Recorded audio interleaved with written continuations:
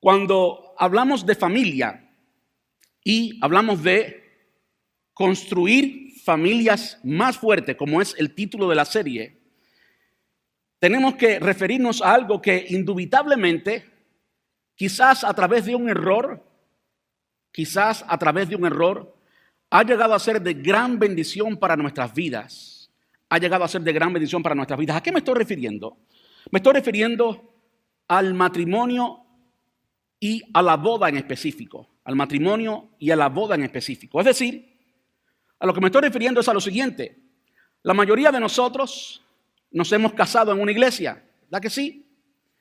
Entendemos el valor de una ceremonia nupcial en que un pastor nos casa, ¿cierto? A mí también me casó un pastor. Pero cuando vamos a la palabra de Dios, cuando vamos a la Biblia, no vemos a Jesús nunca haber casado a nadie.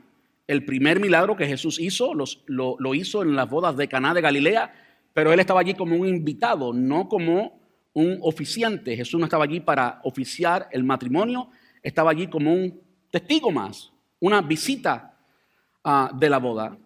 Y nunca vemos que Jesús jamás oficializó una boda. Nunca vemos que los apóstoles, ni el apóstol Pedro, que la Iglesia Católica reconoce como el primer papa, jamás haya casado a nadie. No hay Biblia para respaldar eso. Entonces, cuando vemos a sacerdotes o ministros del Señor haciendo bodas, ¿de dónde surgió eso? Bueno, eso surgió de la Iglesia Católica. En los años 300 vino Constantino y los cristianos que hasta entonces habían sido perseguidos, él hizo de los cristianos la religión universal de todo el imperio romano. Y universal es una traducción de católico.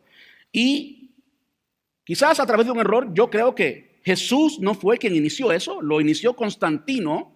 Y vemos en la Iglesia Católica cómo la Iglesia se unió con el Estado y a raíz de eso surgieron muchas cosas negativas. Pero como todo en la historia, aún en medio de los errores, hablando de la soberanía de Dios y la voluntad humana, uno de los temas del calvinismo y el arminianismo, aún en medio de todo, Dios usó eso para poner el fundamento que hoy sostenemos de lo que es el matrimonio. Si no hubiera sido la iglesia con el título que tenga, la denominación que tenga, esté correcta o esté incorrecta, si no hubiera sido la iglesia, ¿qué sería hoy del matrimonio? Sería un absoluto desastre. De modo que, entiendo yo, a través de canales y de prácticas incorrectas, Dios usó todo eso para establecer en nuestra cultura aquí y ahora el fundamento de algo tan importante como es el matrimonio y lo que prometemos al uno al otro en la boda. Yo tengo frente a mí todas las notas de la ceremonia de una boda que realicé hace como 5 años atrás y quiero leerle algunos fragmentos que todos hemos repetido en nuestras bodas, ya sea si se hizo en la iglesia o no. Aún el gobierno ha aceptado estos valores como los oficiales y estos votos como los oficiales en cualquier boda. Es decir, aunque no sea un cristiano quien esté oficializando la boda, puede ser un notario o alguien de la corte, van a leer este tipo de información. Por ejemplo, dentro de los votos matrimoniales, el novio, yo tenía pensado poner música nupcial y todo y que los esposos tomaran a las esposas y demás, pero iba a ser demasiado creativo. Creo que me falta un poco de creatividad en mis sermones, pero dejemos eso ahí. El novio repite después del ministro, yo, y el novio dice su nombre, te recibo a ti, y entonces dice el nombre de la novia, como mi legítima esposa, conforme a la santa ordenanza de Dios, para vivir contigo en el santo estado del matrimonio, seas más rica o más pobre, y ese es el centro del sermón de hoy, manejar los recursos, seas más rica o más pobre, en tiempo de enfermedad y en tiempo de salud. Aunque no se está hablando de recursos, los recursos son el producto de estar saludable. De modo que está afirmando una vez más lo mismo. No importa qué ocurra físicamente, yo voy a estar contigo, ¿verdad que sí? Serás mi legítima esposa en tiempo de salud y en tiempo de enfermedad, para amarte, consolarte, hasta que la muerte nos separe. Y pues empeño mi fe y palabra en esto. En cierto momento, para no leer todo el texto de una ceremonia, cuando hacen el intercambio de anillos, en cierto momento el ministro puede y debe decir: y te hago parte de todos mis bienes, ¿sí o no? Y en esas ocasiones leemos, ¿no?, los que somos cristianos y los que no son cristianos también lo dicen, porque lo que Dios unió, no lo separe el hombre, ¿cierto? Es lo que decimos. De modo que estamos viendo, no importa cuáles fueron los medios que Dios usó para poner esta base, es la base de todo matrimonio. Y si la iglesia de una forma u otra no hubiera puesto esa base, ¿qué fuera del matrimonio hoy? A mí me sorprende cómo es que precisamente las mayores causas de divorcio hoy siempre son violaciones de ese pacto matrimonial que hicimos. Es decir, como hacemos cuando acá en nuestra iglesia presentamos a niños, yo siempre digo, es mucho más que una ceremonia. Olvídense de la belleza del vestido y los miles de dólares que nos gastamos en que todo luzca excelente. Lo más importante es lo que hay aquí, lo que decimos aquí y si lo mantenemos. ¿Sí o no? Como decía José Martí, la boda no es la del auto oscuro con ruido de bocina. La boda ocurre en el hogar suspirando. ¿Sí o no? La boda ocurre cuando ponemos en práctica todo lo que hemos dicho. Y a mí me sorprende cómo, aunque nos prometemos fidelidad hasta que la muerte nos separe, una de las cosas que más causa el divorcio es precisamente lo que vimos la semana pasada: la infidelidad. Bueno, vimos por supuesto el antídoto de la infidelidad, es decir, cómo podemos disfrutar de la intimidad y de una verdadera conexión en el matrimonio, física, sexual. Hoy vamos a hablar un poquito de el segundo tema, que es mayor causa de divorcios hoy y tiene que ver con dinero. Alguien ha dicho, yo lo creo, no es resultado de mi estudio, pero han dicho que el Señor Jesús enseñó más de dinero que del reino de los cielos. Mi explicación o mi interpretación, usted puede tener una diferente, es que sí es cierto, pero es solo cierto porque Jesús siempre habló en términos muy prácticos, y usó definitivamente el dinero para ilustrar una verdad espiritual y un principio eterno, y es por eso que lo usó. No es que le estaba dando más importancia al dinero, sino que estaba usando algo que todo el mundo le importa y que todo el mundo usa, algo muy práctico, muy relevante, para entonces hablar de algo que es eterno y que es glorioso, y por eso se refirió tanto al dinero. Ahora, hay mucho que podemos aprender de cómo, y este es el título del sermón de hoy, manejando los recursos a la forma de Dios. Manejando los recursos a la forma de Dios. Cuando vamos a la palabra de Dios y tratamos de interpretar de la palabra de Dios, ¿cómo es que se debe manejar el dinero en una familia cristiana? ¿Qué dice la Biblia específicamente y explícitamente acerca del manejo del dinero en una familia? Hay poco que se dice explícitamente, hay poco que se dice literalmente, pero hay mucho que se dice o que podemos interpretar en cuanto a los valores cristianos, los valores bíblicos que vemos en la palabra de Dios. ¿A qué me refiero? Es decir, usted no encuentra en la palabra un lugar donde diga el esposo tiene que ser el que provea el 100% de los bienes en el matrimonio y la esposa gasta el 90%. Eso no aparece en ningún lugar. No aparece en ningún lugar. Entonces, ¿qué sí dice la palabra? Si vamos a mirar lo que dice la palabra acerca del esposo, Efesios capítulo 5, versículo 29, Efesios 5, 29 dice que cuando está hablándole al esposo, eso lo vimos en el primer sermón de esta serie, le está hablando al esposo y le dice que nadie rechaza su propio cuerpo, sino que lo ama y lo cuida. Y que así el esposo debe amar a su esposa porque es parte de su cuerpo. Y entonces dice, la sustenta y la ama. De cierto modo, allí vemos bases bíblicas para decir que el hombre debe sustentar a su esposa. que el hombre debe ser el proveedor del hogar. ¿Okay? Hay otros pasajes, uno de ellos lo vamos a ver en Primera Timoteo, vamos a verlo más tarde, por eso no quiero leerlo ahora, porque más tarde vamos a verlo, vamos a leerlo en cierto contexto, en que Pablo dice que si se está refiriendo obviamente a un hombre, no suple, es peor que un inconverso. ¿Okay? Vamos a verlo ahorita, está hablando del hombre. Hay mucho que hoy por hoy se ha creído o se ha hablado en cuanto a las finanzas en el hogar y cómo deben manejarse.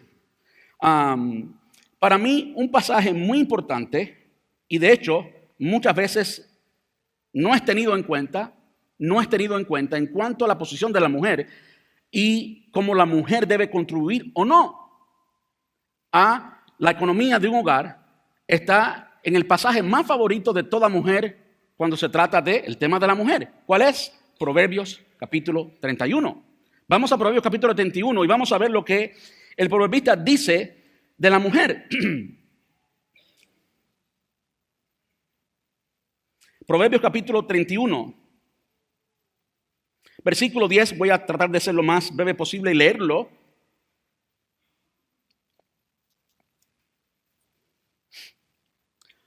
En la Nueva Traducción Viviente, el subtítulo se lee la esposa de carácter noble.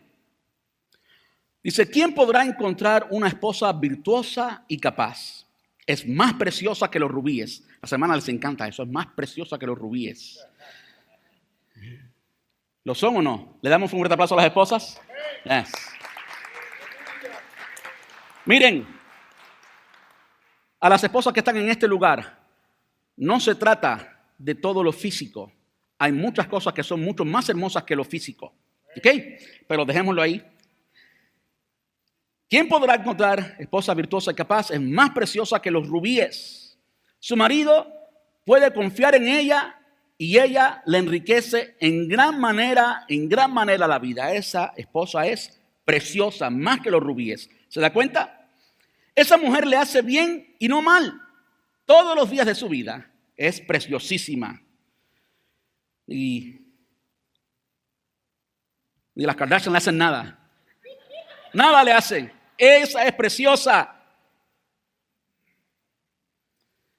Ella encuentra lana y lino. Escuche ahora, porque aquí estamos entrando en el tema de hoy.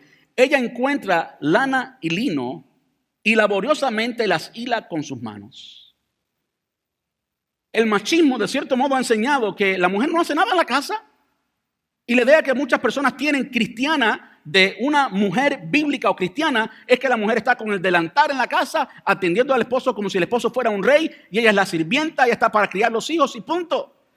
Ahora, permítame decirle, criar los hijos es lo más importante, lo más glorioso y lo más especial que cualquier mujer pueda tener jamás. ¿Ok? Eso es lo más importante. Más que cualquier carrera, más que cualquier otra cosa, esa es la herencia de Dios. Eso es lo que permanece para siempre. Lo demás viene y se va. ¿Ok? Pero esa no es la idea bíblica. No es la idea bíblica. Y para ser relevante, y quiero ser muy relevante con este sermón de hoy, vamos a ver lo que dice aquí de la mujer. Ella encuentra lana y lino, y encuentra qué hacer y laboriosamente los hila con sus manos. Es como un barco mercante. Es como un barco mercante que trae su alimento de lejos. Se levanta de madrugada y prepara el desayuno para su familia y planifica las labores de sus criadas. Tiene criadas, planifica las labores de sus criadas. Tiene cierta capacidad administrativa. Va a inspeccionar un campo y lo compra. Y sus ganancias planta, y con sus ganancias planta un viñedo. Es una inversionista. No solamente gana dinero, lo invierte y lo invierte bien. Versículo 17, ella es fuerte y llena de energía y es muy trabajadora. Se asegura de que sus negocios tengan ganancias, sabe cómo usar el dinero, se asegura que sus negocios tengan ganancias. Su lámpara está encendida hasta altas horas de la noche. Tiene sus manos ocupadas en el hilado, con su dedo tuerce el hilo. tiende la mano al pobre y abre sus brazos al necesitado. Cuando llega el invierno, no teme por su familia porque todos tienen ropas abrigadas. Ella hace sus propias colchas, se viste con túnicas de lino de alta calidad y vestiduras de color púrpura. Su esposo es bien conocido en las puertas de la ciudad donde se sienta junto con los otros líderes del pueblo. Confecciona vestimentas de lino con cintos y fajas para vender a los comerciantes. Está vestida de fortaleza y dignidad y se ríe sin temor al futuro. Esa es la mujer sabia. ¿Le da un aplauso al Señor? De modo que si queremos consejos bíblicos de cómo se deben administrar las finanzas en una casa, aquí tenemos algunos. Ya hemos hablado un poquito del hombre, hemos hablado esto de la mujer, creo que se explica por sí solo, no hay que explicar mucho. Ahora permítame decir algo más, que creo que es bueno y se ha perdido en nuestra cultura hoy. Cuando hablamos de las bases bíblicas del matrimonio, y está de hecho en casi toda ceremonia nupcial, decimos que el hombre deja a su padre y a su madre, se unirá a su mujer y ¿qué? Y serán una sola carne, serán una sola carne. Una de las anomalías que vemos hoy en la cultura y que ha dictado y que ha afectado a la iglesia, y perdonen si estoy ofendiendo a alguien con lo que voy a decir ahora, es el hecho de que en una casa hay dos cuentas bancarias, tú pagas una cosa, yo pago otra cosa, tu dinero es tu dinero y mi dinero es mi dinero, como si fueran dos. Y lo que la palabra enseña es que serán una sola carne. Y yo creo que está bien cuando hay dos cuentas bancarias, mientras que yo tengo acceso a la tuya y tengo autoridad sobre tus bienes y tú tienes autoridad sobre los míos. No importa si hay 2, 5, 10 o 1000. Si hay 1000 sería muy bueno, ¿verdad que sí? Lo importante es que sean de ambos, que haya una sola carne. Amén. Que haya una sola carne, que ambos tengan acceso. Si alguien ha tomado consejería prematrimonial conmigo y desde hace algún tiempo no caso absolutamente nadie, a no ser que pase por la consejería prematrimonial, no importa si estoy cansando a ancianitos de 90 años, siempre le pregunto, ¿tú conoces las deudas de ella? ¿O viceversa? ¿Tú conoces los bienes de él? ¿Viceversa? ¿Están dispuestos a hacer el uno partícipe del otro de todos sus bienes? Y si no son partícipes de todos los bienes, algo anda mal. Porque Jesús enseñó que donde está vuestro tesoro, estará vuestro corazón. Y si mi dinero no es tuyo, algo no está bien. Algo no está bien. A la esposa no lo gasten todo en Amazon, no se vayan para el mall. Vamos a hacer las cosas bien, vamos a hacer las cosas como le agrada al Señor. Amén. Ahora, hay mucho que pudiera decir de esto, pero en esencia, en lo más básico, cómo se deben administrar las finanzas en una casa, tiene que ver con lo que acabamos de decir hasta ahora, solamente con esos 3 puntos que hemos visto.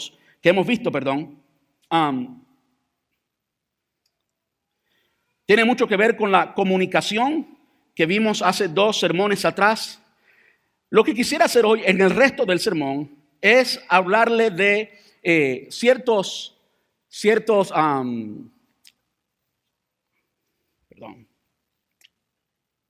desafíos, ciertos retos, ciertos desafíos que afectan a las familias hispanas en Estados Unidos, y estoy seguro que todos nos vamos a sentir familiarizados a un nivel u otro. Es decir, lo que he querido hacer con este sermón hoy es ser lo más práctico posible. Y en lugar de darle órdenes y principios bíblicos, ya hemos visto algunos, en lugar de hacer solamente eso, quisiera equiparlos con los desafíos que ustedes encuentran todos los días en su hogar y ver cuáles son las soluciones que la palabra da a esos desafíos. ¿Estamos juntos? Quiero hablarle de 6 desafíos, especiales que nos van a ayudar a traer la enseñanza a las familias cristianas y principios bíblicos para la gestión de las finanzas y recursos con el propósito de honrar a Dios en todas sus decisiones económicas. Y estos desafíos que vamos a ver más bien están diseñados en contextualizar el manejo de las finanzas en nuestro hogar. Yo tengo 2 buenos amigos. Uno es un pastor de una iglesia en Phoenix, Arizona, o en Goodyear, Arizona. Se llama Chad Gausher. Él es el pastor de la iglesia de Refinery, la refinería si lo traducimos. Y es un hombre muy excelente. Y de hecho fue a través de él que yo conocí al otro Chad. El otro Chad es un amigo virtual. Se llama ChatGPT. ¿Cuántos conocen a ChatGPT? ¿Cuántos son amigos de ChatGPT? Si usted no sabe quién es ChatGPT, él está dispuesto a ser amigo de todos ustedes. Y es un hombre muy inteligente. ChatGPT es básicamente una agencia de inteligencia artificial. Quizás la más antigua, quizás la plataforma más estable de inteligencia artificial. Y uno le pregunta a ChatGPT ciertas cosas y depende de lo que usted le pregunte, ChatGPT le responde. Es ecuaciones matemáticas y ¡pum!, le da una respuesta matemática. Cuando digo matemática, estoy hablando de matemática de palabras. De modo que la mayoría de las veces le da una respuesta certera, ¿verdad? Ahora, he aprendido que mi amigo ChatGPT no sabe mucha Biblia. De modo que no se animen en preguntarle a ChatGPT todas las preguntas bíblicas porque él no sabe Biblia. Usted tiene que saber la Biblia. ¿Ok? Lo que ChatGPT sí sabe es lo que ocurre en la sociedad cuando queda documentado. Él hace la matemática de esas palabras y ¡pum!, tiene una respuesta para ti. Pero ChatGPT no sabe Biblia. ChatGPT no tiene el Espíritu Santo. ChatGPT no le importa para nada el reino de los cielos. Nos importa a ti y a mí. Entonces yo le pregunté a ChatGPT cuáles son esos desafíos más comunes que enfrenta la familia hispana específicamente. Quería contextualizarlo en nuestro contexto. Las familias hispanas en Estados Unidos, y todos somos aquí familias hispanas de una manera u otra, sé que algunas son mezcladas, y el resultado son los siguientes. En medio 8, yo quiero nomás tocar 6 de esos desafíos. Ahora, cuando miramos cada uno de esos desafíos, yo busqué, sin preguntarle a ChatGPT, no, yo no le pregunto a ChatGPT esas cosas, le pregunto al Señor, le pregunto en oración y del conocimiento que Dios me ha dado de su palabra y los años de experiencia, pues entonces desarrollo la respuesta que ChatGPT nunca me va a poder dar. ChatGPT me da los desafíos, yo le doy la respuesta bíblica. Vamos allá, el primero de esos desafíos es ingresos limitados, ingresos limitados. Lo que dice la inteligencia artificial es que muchas familias hispanas trabajan en sectores con salarios bajos, como la agricultura, la construcción y los servicios. Esto limita su capacidad de ahorrar, invertir y acceder a bienes y servicios que podrían mejorar su calidad de vida. ¿Cierto o no? Yo creo que ChatGPT está en lo cierto en cuanto a eso. Ahora, ¿cómo es que usted en su casa va a poner principios bíblicos prácticos? ¿Cómo va a poner esos principios a funcionar para vencer ese desafío que todos enfrentamos como familia? Ingresos limitados. Ingresos limitados. Yo no sé cuántos llegaron aquí con muchos ingresos. Y puedo decirle que yo crecí en el campo, en Cuba, y vine con un maletín lleno de libros. Absolutamente nada más. Un maletín lleno de libros. Cuando llegué a este país, mi familia vivía en un trailer que tenía 2 cuartos. El cuarto principal era para la dueña del trailer, que era una tía mía. Mi tía fumaba mucho. Todos en la casa apestábamos a cigarro muy fuerte, pero aún así íbamos a la iglesia y nadie nos rechazó jamás. Cuando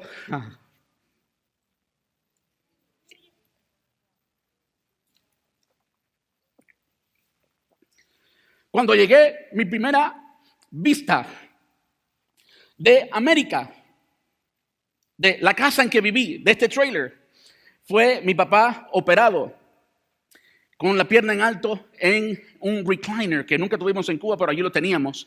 Y mi mamá tenía que trabajar literalmente 20 horas. Tenía que levantarse 4 de la mañana a veces para preparar toda la comida, tener todo listo para todos los hijos, porque éramos 4. Yo era el mayor, yo soy el mayor de los 4, aunque soy el más chiquito. Y tenía que preparar la comida, tenía que preparar todo para poder estar en la parada del autobús o la guagua temprano para ir hasta el mall. Trabajaba en el mall, lo que era Tampa Bay Mall, 3302 West Martin Luther King Boulevard, donde hoy es la oficina de los Bucaneros. Y allí trabajaba limpiando el mall, terminaba el trabajo en el mall, se iba a Sbarro a trabajar lavando platos en Sbarro, después en otro restaurante y después regresaba al mall a limpiar el mall. Cerrábamos el mall a las 11 de la noche, a veces a las 12 de la noche. Y así por mucho tiempo. Mucho tiempo, no tanto tiempo. Trabajo duro, porque habían 4 hijos que llevar adelante. Mi papá estaba enfermo, al final después se recuperó, comenzó a trabajar. Yo sé lo que es no tener ingreso ninguno, pero también yo sé lo que es servirle a un Dios vivo y de poder.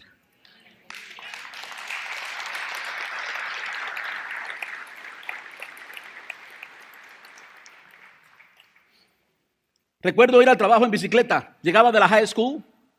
Llegué aquí con 17 años, no tenía absolutamente ningunos documentos porque salí de un país comunista. Como salía del comunismo y estaba traicionando la patria, pues me dijeron, ¿sabes qué? Aunque eres un estudiante brillante, te vas a ir sin documentos. Y me vine sin documentos. Bueno, con 17 años estaba todavía en high school, pues iba después de la high school al trabajo en bicicleta y regresaba en bicicleta en la noche. Muchas experiencias que pudiera contarles de eso. Pero de nuevo, Dios era mi recurso. Según ChatGPT, hoy por hoy, el problema más grande que usted enfrenta en su casa es recursos limitados y quizás usted acepte eso. Yo quiero decirle lo que la Biblia dice acerca de los recursos limitados. Un pasaje que aprendí hace mucho tiempo, está profundo en mi corazón, Filipenses capítulo 4, versículo 19. Y dice, mi Dios, no ningún gobierno, no un empleo, no, mi Dios pues suplirá todo lo que os falta conforme a sus riquezas en gloria en Cristo Jesús. Entonces, el consejo es que en lugar de ver a un empleo como tu recurso o ver el gobierno, mucho peor, como tu recurso, tú y yo como cristianos podamos decir siempre esas palabras que dice Filipenses 4:19. Mi Dios, mío, Él es mi Dios. Hay una relación, yo soy mío, Él es mío, yo soy de Él. Mi Dios suplirá todo. No escasamente, no recursos limitados, todo lo que nos falta. Las necesidades, no los caprichos. ¿Cómo lo suplirá? Conforme a sus riquezas en gloria en Cristo Jesús. ¿Qué tan glorioso es Él? ¿Qué tan glorioso es Él? ¿Le faltará un poquito de gloria? Él va a suplir todo lo que nos falta conforme a sus riquezas en gloria. De hecho, pudiera decir mucho acerca de esta carta. Filipenses, la carta que el apóstol Pablo escribe a la iglesia en Filipos. La iglesia de Filipos era una iglesia pobre y los capítulos en todo el Nuevo Testamento que más nos enseñan, permítame, slow down porque estoy hablando muy rápido. Los capítulos que más nos enseñan en todo el Nuevo Testamento acerca de finanzas es 1 Corintios capítulos 8 y 9. Y en esos capítulos el apóstol Pablo en más de una ocasión usa como ejemplo a la iglesia de Filipos porque era una iglesia generosa a pesar de que no tenía. Esto que el apóstol Pablo le dice a la iglesia de Filipos, Filipenses 4:19, mi Dios pues suplirá todo lo que os falta. Lo está diciendo como respuesta a la generosidad que había en el corazón de la iglesia en Filipos. Por eso el pastor Pablo podía decirle esto a esta iglesia. Podemos decir más, tratando de buscar el antídoto ante el conflicto que tenemos de los ingresos limitados en la cultura latina. Quiero citar el Salmo 1. Bienaventurado el varón que no anduvo en consejo de malos, ni estuvo en camino de pecadores, ni en silla de escarnecedores se ha sentado. Quiero pasar esa parte porque dice, sino que en la ley de Jehová está su delicia. Tú te deleitas en la ley de Jehová. Nada llena más tu corazón que la ley de Jehová. En la ley de Jehová está su delicia y en su ley medita de día y de noche. Tienes que darle tu tiempo, tienes que darle tu pasión, tu habilidad, tu conocimiento, tus emociones a la palabra de Dios. Y ahora tienes que darle tiempo. Estamos hablando de dar, ¿verdad que sí? Y en su ley medita de día y de noche. Y entonces viene la promesa. Esa fue la condición de la promesa. La promesa es, será como árbol plantado junto a corrientes de agua. No un charquito, no una gotita de agua en el medio. No. Junto a corrientes abundantes, no recursos limitados, sino toda el agua que tú necesitas. Será como árbol plantado junto a corrientes de agua, que da su fruto a su tiempo y su hoja no cae. Y todo lo que hace prosperará. Y todo lo que hace prosperará. ¿Cuánto le gusta eso? Y todo lo que hace prosperará. Algo ocurre cuando nuestro corazón es de Dios, cuando nuestras emociones son de Dios, cuando nuestro intelecto es de Dios, cuando toda nuestra vida es de Él. Y cuando creemos en Él y entonces hacemos algo y todo lo que hace prosperará. Dios no puede hacer lo que tú no haces. Dios no puede bendecir a los vagos. Los vagos que no coman es lo que dice la palabra de Dios. Pero si tú le crees a un Dios que da abundantemente, su corazón es de Él. Él puede bendecir todo lo que haces. No importa si sabes limpiar, si sabes cocinar, si sabes arrancar hierba. No importa lo que hagas, vas a hacerlo con la bendición de Dios. Y vas a hacerlo, mira, fructíferamente. Vas a ser bendecido porque Dios se va a bendecir. Dios se va a glorificar en ti, en lo que tú haces. ¿Qué tal si miramos Lucas capítulo 6, versículo 38? Y tengo que ir muy rápido. Lucas 6:38 dice, den y recibirán. Usted puede estar pensando, el pastor me está manipulando para que yo dé. No, estaba en mi mente buscando qué dice la palabra de Dios, qué dice la palabra de Dios literalmente acerca de la forma en que Dios da. ¿Qué vino a mi mente? Por tantos años siendo cristiano, medida abundante, estremecida, rebosante, es la forma que describe como Dios da. Cuando voy al pasaje bíblico y lo encuentro, porque no sé todos los textos bíblicos, no sé dónde están exactamente, está en Lucas 6:38. Den y recibirán. Esa es la regla que muchas veces violamos. Queremos que Dios nos dé cuando no hemos aprendido a dar. Queremos que recibir el beneficio de un Dios generoso sin ser generosos. Y no funciona. Dios se glorifica, Dios se manifiesta en transformarte a ti y en hacerte a ti tan generoso como Él. Y solo cuando tú eres tan generoso como Él, entonces se cumple esto. Den y recibirán. Lo que den a otros, ni siquiera a la iglesia. Se trata de ser generosos de verdad. Lo que den a otros les será devuelto por completo, no un poquito, por completo, apretado, sacudido, para que haya lugar para más, desbordante y derramado sobre el regazo. La cantidad que den determinará la cantidad que reciben a cambio. El mundo puede decir, ChatGPT puede decir que hay ingresos limitados, pero para el creyente el cielo es el límite. Si tú vives la palabra de Dios, no quiero que piensen que estoy predicando la superfe o la prosperidad o ninguna de esas cosas tontas que hay por ahí. ¿Qué tal si vamos al segundo? El segundo reto o desafío es el acceso restringido al crédito y servicios bancarios. El acceso restringido al crédito y servicios bancarios. O sea que la barrera idiomática, ¿cuántos llegaron aquí sin saber inglés? La barrera idiomática, la falta de información sobre el sistema financiero estadounidense y a veces la falta de un historial de crédito establecido pueden dificultar que las familias hispanas accedan al crédito, hipotecas y otros servicios financieros. En nuestra iglesia hay varios realtors y estoy seguro que conocen muy bien de todo esto. El idioma es un problema, ¿verdad que sí? Para muchos el idioma ha sido un problema. Yo le quiero animar a que usted sea atrevido y quiero contarles una historia de este personaje que está aquí. Con poco tiempo en Estados Unidos me atreví a establecer un negocio que le llamé Florida Language Solutions, soluciones de lenguaje de Florida. Y recuerdo vívidamente una ocasión que estaba interpretando en el hospital que está en la 1301 Bruce B. Downs Boulevard. Era otro hospital, no el hospital que está allí hoy. Eran las 5 de la mañana y estaba interpretándole a este cliente. Mi familia, estoy sorprendido que no se están riendo ya. Le estaba interpretando a este cliente. Y muy temprano en la mañana, quizás no había tomado café, quizás ese día no estaba pensando bien. Siempre le preguntan al cliente si ha tomado o comido algo. ¿Conocen el conversatorio, las preguntas que hay en un preoperativo, verdad que sí? Y le preguntan al cliente, ¿Have you had a bowel movement this morning? ¿Qué? Ay. Movement, movimiento. Bowels, válvula. Le dije al cliente, ¿usted ha tenido movimiento de válvulas hoy? Un movimiento de válvulas.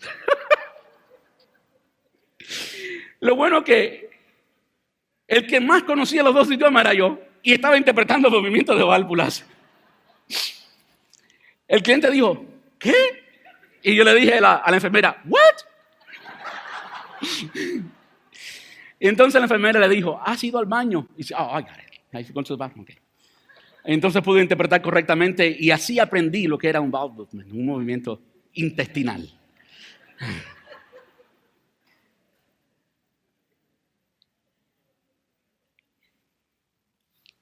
¿Qué dice la Biblia acerca de esto? Es decir, el idioma es simplemente una de las cosas que nos afecta y la falta de información sobre el sistema financiero estadounidense. Esto es cierto. Muchas personas llegan a Estados Unidos y cuando llegan a Estados Unidos y pueden tener aquí lo que nunca tuvieron y nadie les dice las consecuencias. Allá va el latino a tener lo que nunca ha tenido con el dinero que nunca ha tenido, y entonces aprendemos del crédito. Y disfrutamos el carro nuevo los primeros días, lo leemos, le mandamos fotos a todo el mundo de nuestra familia, mira el carrazo que tengo, y todo el mundo piensa que usted es millonario. Y lo ponemos en Facebook y todo, mira la bendición de Dios, el Señor me regaló esto. Y muchas veces digo, ¿te lo regaló? Es porque tú te metiste en problemas. Bueno, como cristianos, ¿cuál es la solución? La vemos en Proverbios capítulo 22 y versículo 7. Dios tiene una respuesta para esto. Así como el rico gobierna al pobre, el que pide prestado es sirviente, esclavo del que presta.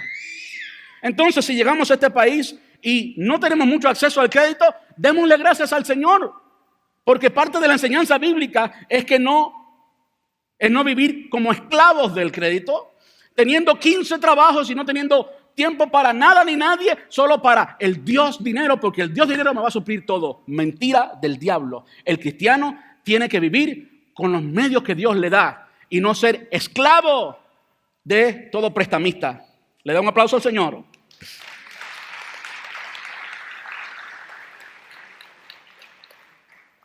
Proverbios 21:20 dice, los sabios tienen riquezas y lujos. ¿Los qué? Sabios. La sabiduría de Dios es la que hace la diferencia. Los sabios tienen riquezas y lujos, pero los necios gastan todo lo que consiguen.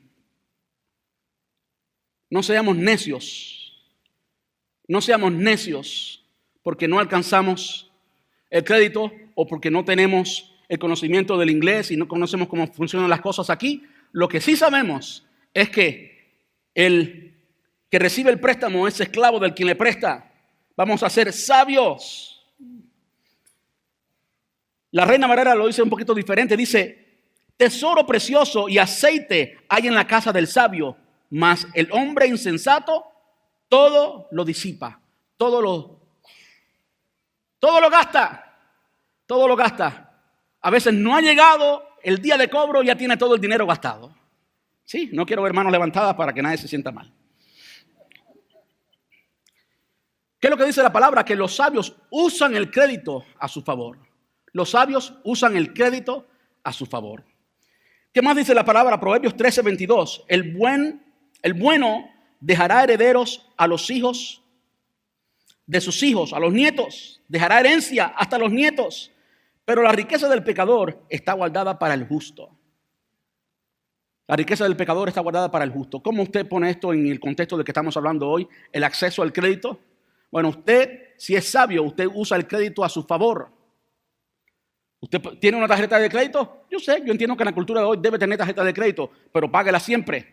Consiga los puntos y viaje con puntos. Yo estoy a punto de salir y tengo por lo menos 4 noches de hotel, todas gastas, todas pagas, con puntos de una tarjeta de crédito que no he recibido un centavo mío. Alguien pagó intereses y alguien me pagó por las 4 noches de hoteles. No la pagué yo. Las riquezas de los injustos están reservadas para los justos. Amén. No somos esclavos del crédito, usamos del crédito a nuestro favor. Ahorita leímos de la mujer virtuosa y leímos que invierte.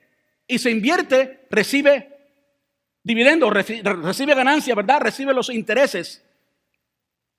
¿Quién pagó esos intereses? Alguien que no lo hizo bien. Y al final el dinero va para el que lo ha hecho bien. ¿Qué tal si miramos Hebreos capítulo 13, versículos del 5 al 6?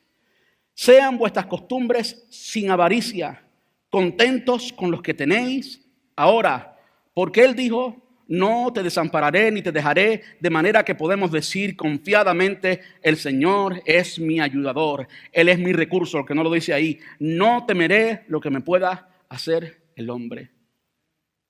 No tenemos necesidad de meternos en crédito, porque estamos contentos con lo que tenemos ahora. Y Él no me desamparará. Amén. El tercer desafío, desigualdad en la acumulación de riquezas. Desigualdad en la acumulación de riquezas.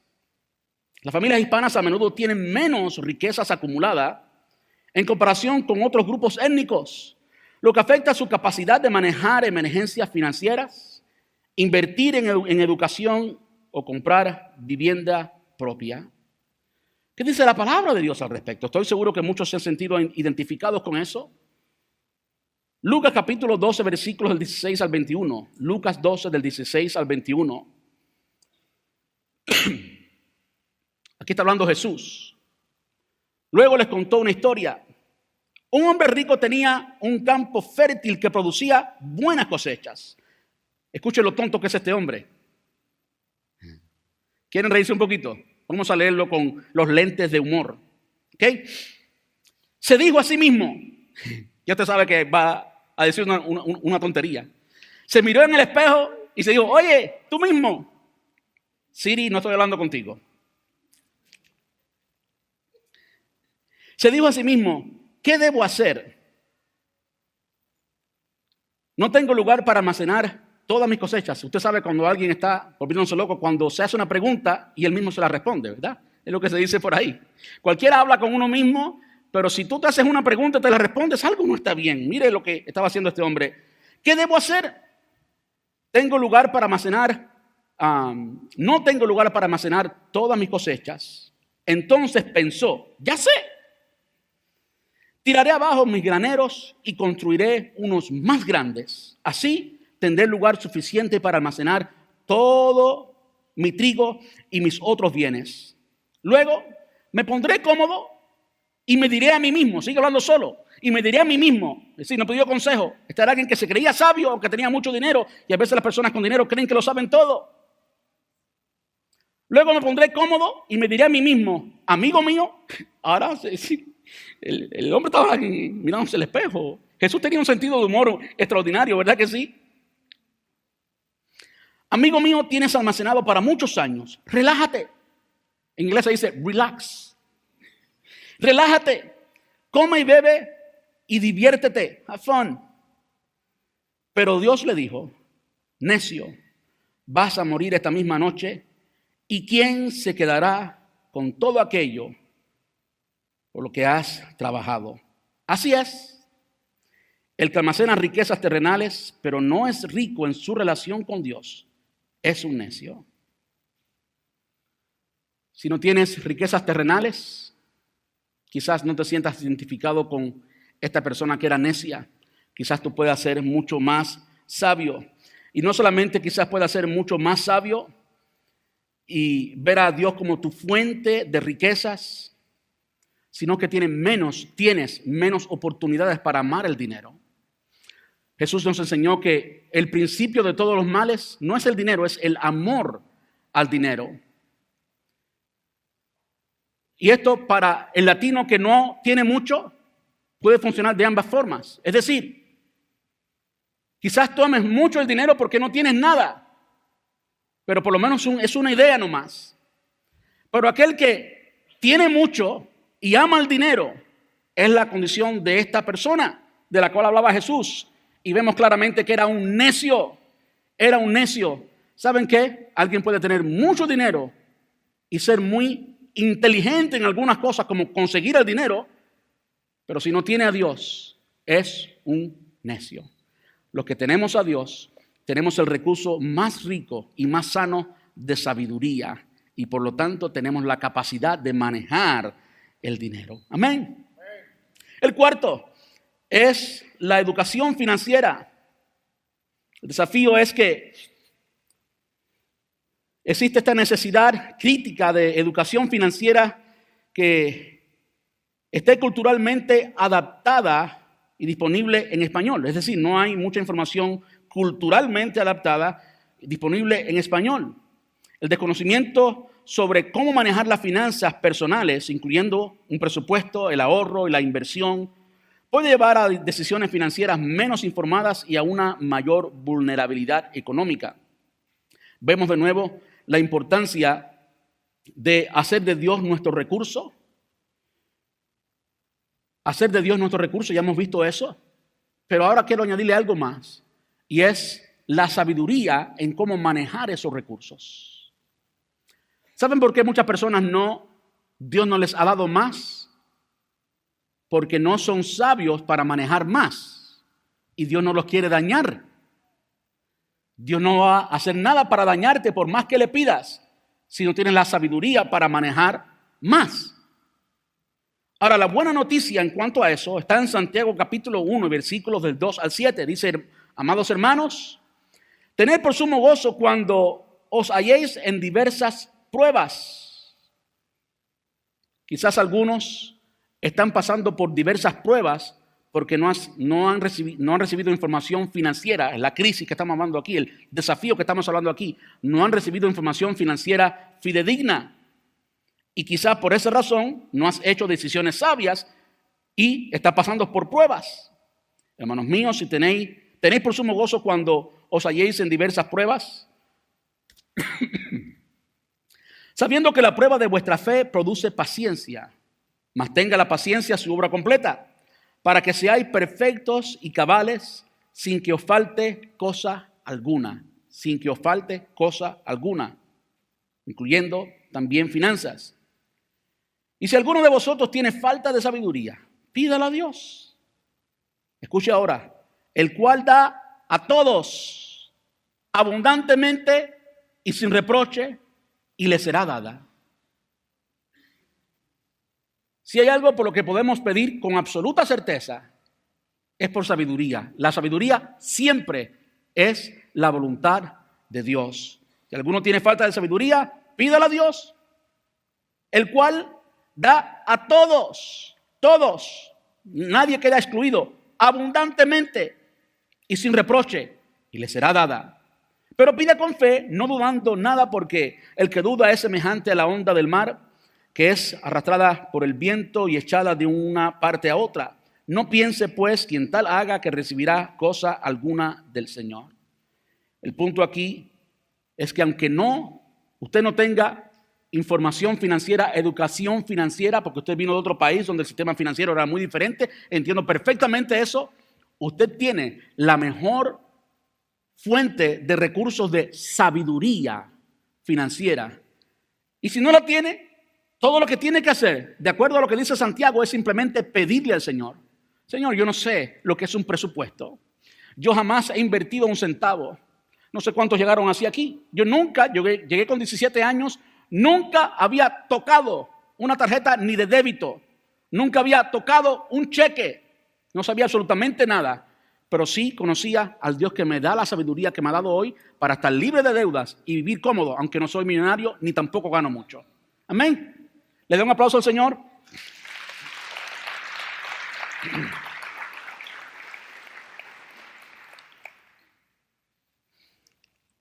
El quinto, son 6, de modo que uno más y nos vamos. Impacto de las políticas migratorias.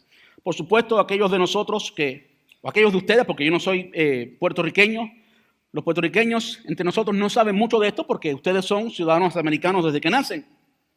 Pero muchos sí conocen exactamente lo que es la inmigración. Las familias con miembros que tienen diferentes estatus migratorios pueden enfrentar inseguridad adicional, las amenazas de deportación o la falta de permisos de trabajos adecuados pueden reducir los ingresos y complicar aún más las gestiones financieras familiares. Muy cierto. Hace mucho hubo rumores de una ley y creo que la industria de la construcción se paró porque la gran mayoría son hispanos, ¿cierto? Y se paró por la amenaza en cuanto a la migración. Venía la migra. Como decimos, ¿verdad? Venía la migra. ¿Qué solución vemos en la palabra de Dios? ¿Dirá algo la palabra de Dios en cuanto a la inmigración? Bueno, sí lo dice. Sí lo dice. Levítico capítulo 19, versículo 34. No vamos a leer ese, pero sí quiero leerle algo que dice exactamente lo mismo. Éxodo 22, 21. Y en esto vemos el corazón de Dios en cuanto al tema de la inmigración. Aquí Dios le está hablando, por supuesto, al pueblo de Israel. Y cuando él habla al pueblo de Israel, le dice cómo él se siente en cuanto a las personas que no son israelitas, pero quieren vivir en Israel. En otras palabras, los inmigrantes. Dice, no maltrates ni oprimas a los extranjeros en ninguna forma. Recuerda que tú también fuiste extranjero en la tierra de Egipto. Eso resume cómo Dios se siente en cuanto a los inmigrantes. Claro, entra de la forma correcta. Y Dios está contigo si tienes en mente hacer el bien. El mandamiento del pueblo de Israel era que no los maltratara ni los oprimiera en ninguna manera. Ahora, algo más que podemos decir al respecto es que Jesús fue inmigrante. Pastor, ¿Jesús fue inmigrante? Sí, Jesús fue inmigrante. En Mateo capítulo 2 y versículos del 13 al 15, se nos habla de cómo el ángel se le acerca a José, el padre humano, podemos decirle así, de Jesús, y le dice que fuera hasta Egipto, huyendo de Herodes. Y por supuesto eso ocurrió. Jesús también fue inmigrante.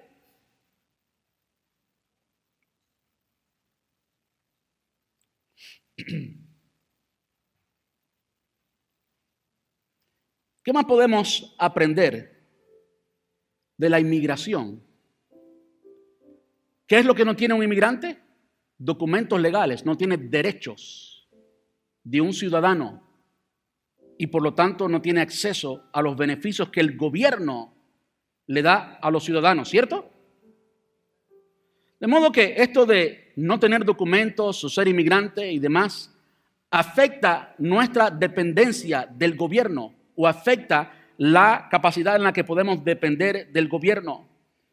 Pero en la palabra de Dios vemos un principio que nos anima a nunca depender del gobierno.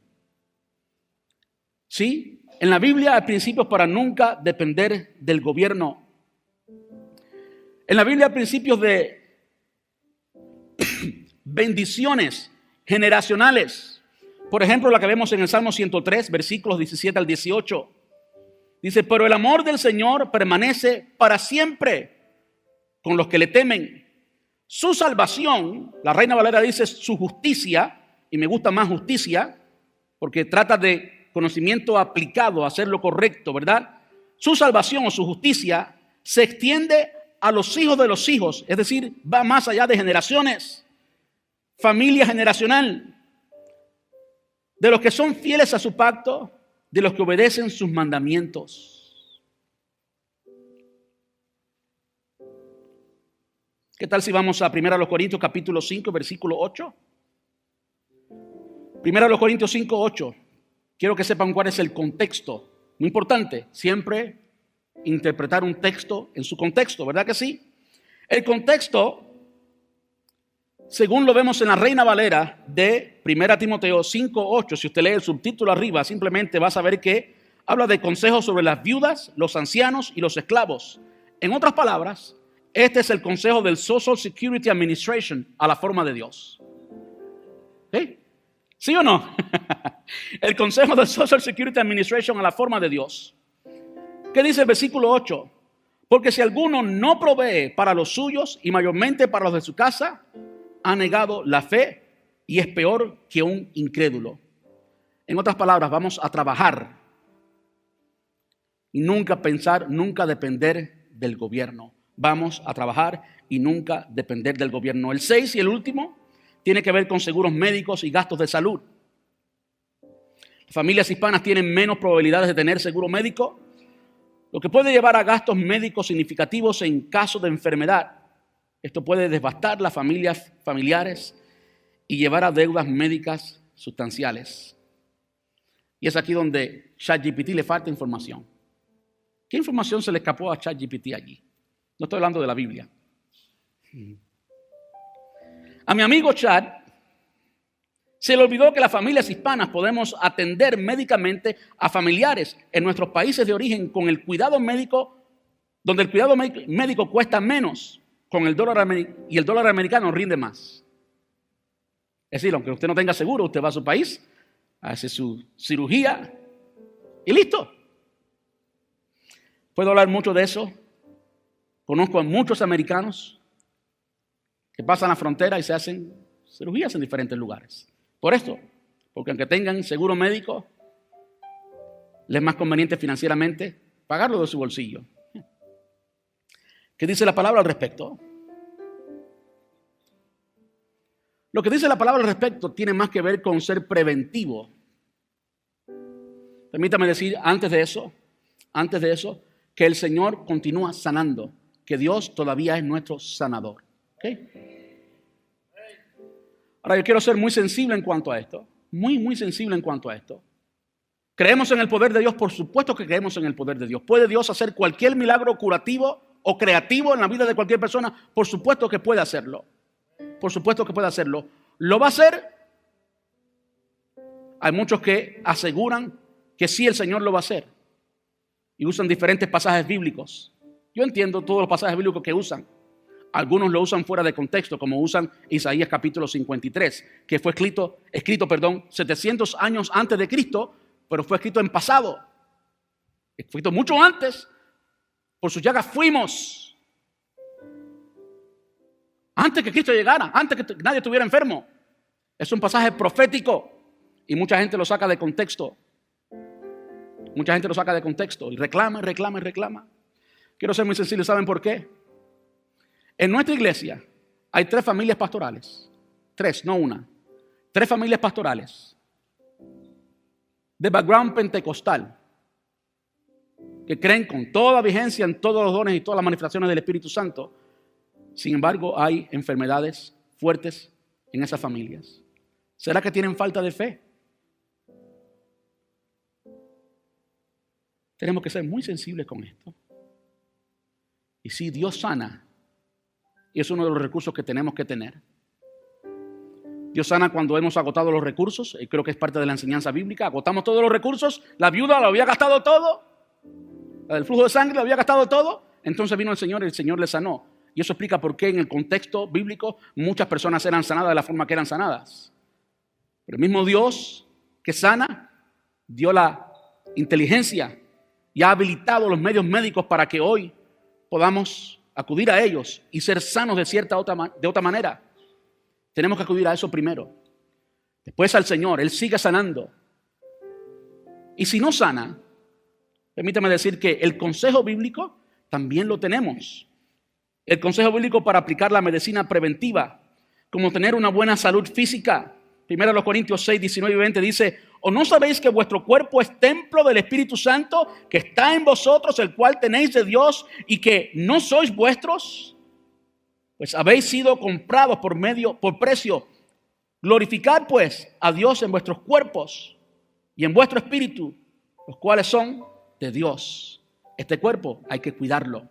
No podemos maltratarlo y llenarnos de diabetes y después pedir al Señor que sane la diabetes. No funciona así. Cuidar la alimentación. 1 Corintios 10, 31. Así que ya comáis o bebáis o hagáis otra cosa, hacedlo todo para la gloria de Dios. ¿Qué tal si vamos a comer cualquier cosa que vamos a comer y decimos, esto es para la gloria de Dios? Si lo puedes decir con toda certeza, pues entonces cómelo y disfrútalo al máximo. Pero podemos siempre decir eso. Voy a comerme esto para la gloria de Dios o para la deshonra de Dios. Muchas veces comemos para la deshonra de Dios y queremos que Dios intervenga y haga lo que nosotros no hicimos con la palabra que Él nos dio a nosotros. El descanso. Salmo 127, 2. En vano madrugáis y veláis tarde y coméis pan de dolores, pues Él dará a su amado el sueño. Si Jehová no edifica la casa, en vano trabajan los que la edifican. Es este salmo. En otras palabras, vamos a descansar en el Señor. Y si Él edifica tu casa, mira, descansa. Descansa. Descansa. Escuché hace unos meses un sermón poderosísimo acerca de el sábado, el día de descanso. Descansa. Eso es necesario para tu salud, para que no te enfermes. Si tú nunca descansas, si te enfermas a ti mismo, ¿cómo vas a tener la moral de venirle a Dios y demandarle que te sane? Porque la palabra dice esto, dice aquello, cuando tú eres quien te ha enfermado a ti mismo, porque nunca descansas. Y el último.